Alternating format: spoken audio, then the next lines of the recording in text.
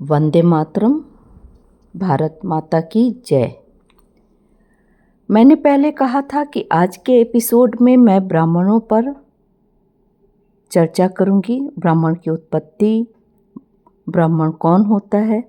परंतु उसके पहले थोड़ा सा भारतीय व्यवस्था को देख लेते हैं।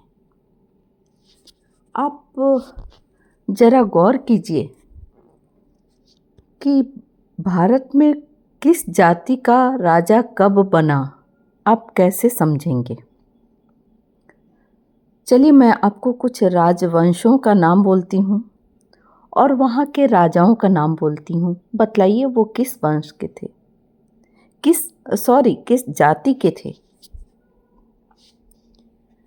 हर्यक वंश, बिंबिसार। अब बतलाइए कि राजा बिंबिसार की कौन सी जाति थी। शिशुनाग, किस जाति के थे वो। महापद्मनंद, पुष्यमित्र शुंग, वासुदेव, सिमुक, श्रीगुप्त, दंतिवर्ग, नागभट्ट, किस जाति के थे वो। क्या आपने कभी सोचा है उनके नाम के पीछे क्या कोई जाति सूचक शब्द था? नहीं, वो सब वंश के आधार पे थे और वंश इससे चलता था कि कोई बहुत प्रतापी, बहुत महान जो होता था कार्य करने में, सामाजिक स्तर पर, धार्मिक स्तर पर, उसके नाम से उस वंश को चलाया जाता था।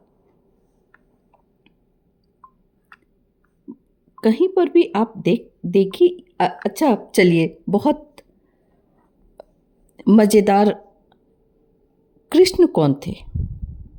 यदुवंश के, जिसे यादव बना। लेकिन क्या उस वक्त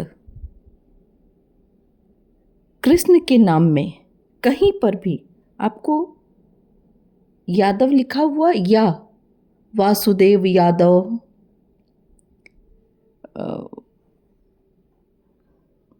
उनके माता पिता के नाम में या उनके सखाओं के नाम में कहीं पर भी आपको लगा दिखा? अगर आप यही कहेंगे कि जाति व्यवस्था थी तो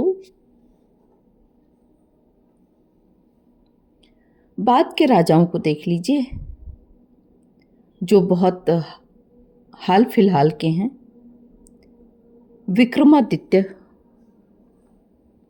आप बतलाइए कि वो किस जाति के थे। क्या उनके आगे पीछे ऐसा कुछ लगा, आपने देखा? जैसे चौधरी, कोई पंडितों का तिवारी, शर्मा, राजपूतों का ठाकुर, बनियों का गुप्ता, और भी अग्रवाल या श्रीवास्तव या यादव, और भी। चूँकि मैं जातीयता में बहुत विश्वास नहीं करती हूँ तो मुझे बहुत सरनेम नहीं याद आ रहा है। साहू, और भी इस तरह के का कुछ भी लगा हुआ आपको दिखा किसी भी राजा में? और चलिए मज़ेदार बात, मैंने कहा विक्रमादित्य जी का हमारे परम प्रतापी राजा थे, उनके सरनेम को बतलाइए जो कहीं नहीं दिखता। अब उनके जो नवरत्न थे उनके भी नाम मैं बतलाती हूँ, उनमें भी आप बतलाइए कि वो किस जाति के थे। उनके नवरत्नों के नाम हैं धन्वंतरी, क्षपनक, अमर सिंह। अब इस सिंह को जाति सूचक मत मान लीजिएगा, उनका नाम था अमर सिंह। शंकु, बेताल भट्ट, घट खरपर, कालिदास, वराह मिहिर, वररुचि।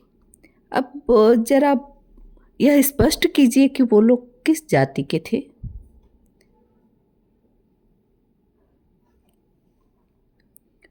पहले थोड़ा रुकिए और इस चीज़ पर विचार कीजिए कि हमारे यहाँ जाति व्यवस्था आई कैसे, किस साजिश के तहत आई। हमारे यहाँ जाति व्यवस्था नहीं थी।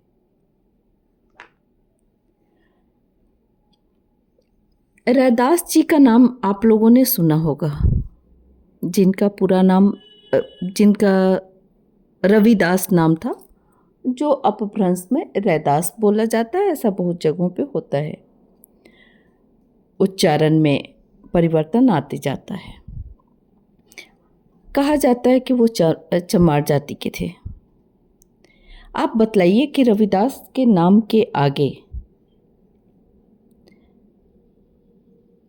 कौन से ऐसा उपनाम लगा था जिसके आधार पर आप उन्हें चमार समझेंगे।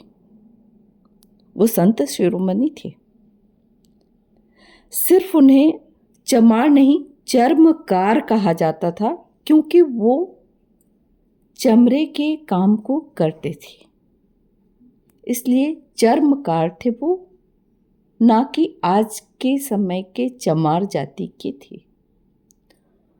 और आप देखिए, उनकी शिष्या मीराबाई थीं,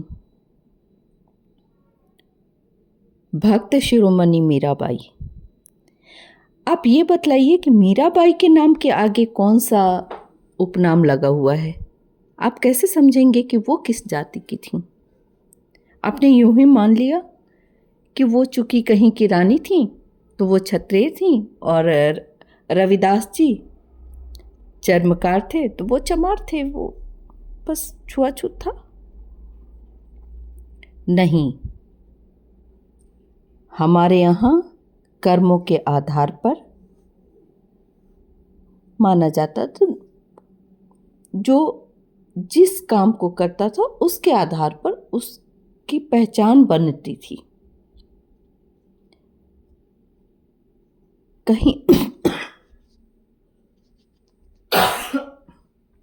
कहीं भी आपको कोई भी उपनाम लगाया हुआ नहीं दिखेगा। श्री राम, उनके नाम के आगे आपने कभी भी कोई उपनाम देखा? श्री कृष्ण आपने देखा? शिव आपने देखा? जानकी आपने देखा उनके नाम के आगे कोई उपनाम हो? राधा, रुक्मिणी, किसके नाम के आगे कौन सा उपनाम था? राजा दशरथ,